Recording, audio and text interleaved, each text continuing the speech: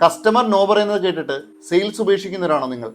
Problem പ്രോഡക്റ്റിലല്ല, നിങ്ങൾ ചോദിക്കുന്ന ചോദ്യങ്ങളിലാണ്. Sales പ്രൊഫഷണൽസിൻ്റെ ഒരു ഡെഡ്ലി വെപ്പണാണ് സ്പിൻ മോഡൽ.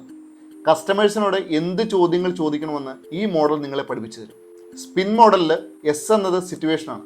നിങ്ങളുടെ കസ്റ്റമർ ഇപ്പോൾ എവിടെയാണെന്നുള്ള കാര്യം കൃത്യമായി നിങ്ങൾ അറിഞ്ഞിരിക്കണം. എങ്കിൽ മാത്രമേ എങ്ങോട്ടാണ് പോകേണ്ടതെന്നുള്ള കാര്യത്തിൽ ഒരു ഗൈഡൻസ് നിങ്ങൾക്ക് കൊടുക്കാൻ സാധിക്കും.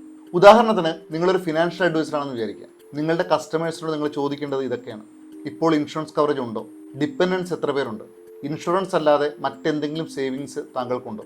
ഈ ചോദ്യങ്ങളിലൂടെ നിങ്ങൾ കൃത്യമായിട്ട് മനസ്സിലാകും ആ കസ്റ്റമറിൻ്റെ സ്ഥിതി എന്താണെന്നുള്ള കാര്യം. പി എന്നത് പെയിനാണ്. നിങ്ങൾ മനസ്സിലാക്കേണ്ടത് നിങ്ങളുടെ കസ്റ്റമേഴ്സ് അനുഭവിക്കുന്ന ചലഞ്ചസ് എന്തൊക്കെയാണെന്നുള്ളതാണ്. അത് മനസ്സിലാക്കണമെങ്കിൽ നിങ്ങൾ നല്ല ചോദ്യങ്ങൾ ചോദിക്കണം. കാരണം മറ്റൊന്നുമല്ല, കസ്റ്റമേഴ്സിൻ്റെ പ്രോബ്ലംസ് അവർ തന്നെയാണ് പറയേണ്ടത്. നിങ്ങളൊരു ഫിനാൻഷ്യൽ അഡ്വൈസർ ആണെങ്കിൽ ഈ ചോദ്യങ്ങളൊക്കെ നിങ്ങളുടെ കസ്റ്റമേഴ്സിനോട് ചോദിക്കാം. കറണ്ട് ഇൻഷുറൻസ് നിങ്ങളുടെ ഫാമിലിയെ ഫുള്ളി പ്രൊട്ടക്റ്റ് ചെയ്യും. മെഡിക്കൽ എമർജൻസീസ് വരുന്ന സമയത്ത് നിങ്ങൾ വറീഡ് ആകാറുണ്ടോ? ഇപ്പോഴുള്ള സേവിങ്സ് സഫീഷ്യൻ്റ് അല്ലെന്ന് എപ്പോഴെങ്കിലും നിങ്ങൾ ഫീൽ ചെയ്തിട്ടുണ്ടോ? ഇത്തരത്തിലുള്ള ചോദ്യങ്ങളിലൂടെ നിങ്ങളുടെ കസ്റ്റമേഴ്സിൻ്റെ പ്രശ്നങ്ങൾ നിങ്ങൾക്ക് കണ്ടെത്താൻ സാധിക്കും. ഐ എന്നത് ഇംപ്ലിക്കേഷനാണ്. പലപ്പോഴും പല സെയിൽസ് പേഴ്സൺസും ഫെയിലാകുന്നത് ഇവിടെയാണ്.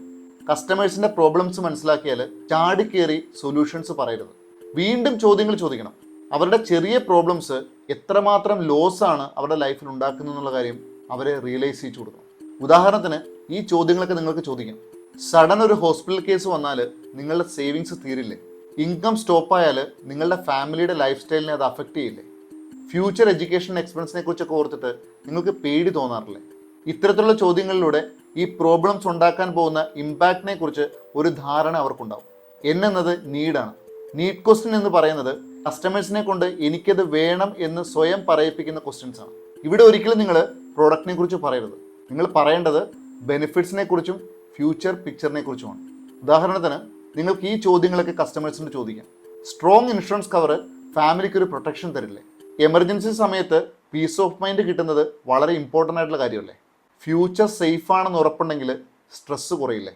ഇതൊക്കെ കേൾക്കുന്ന സമയത്ത് കസ്റ്റമർ ഒരു തീരുമാനം എടുക്കും: എന്ത് വില കൊടുത്തും ഒരു ഇൻഷുറൻസ് എടുക്കണം. സ്പിൻ മോഡലിൽ നിങ്ങൾ പ്രോഡക്റ്റ് വിൽക്കുകയല്ല ചെയ്യുന്നത്, കസ്റ്റമറിനെ കൊണ്ട് സ്വയം തീരുമാനമെടുക്കാൻ സഹായിക്കുകയാണ് ചെയ്യുന്നത്. ഇതുപോലെയുള്ള സെയിൽസ് സൈക്കോളജിക്കൽ ഇൻസൈറ്റ്സിന് just follow me. Thank U.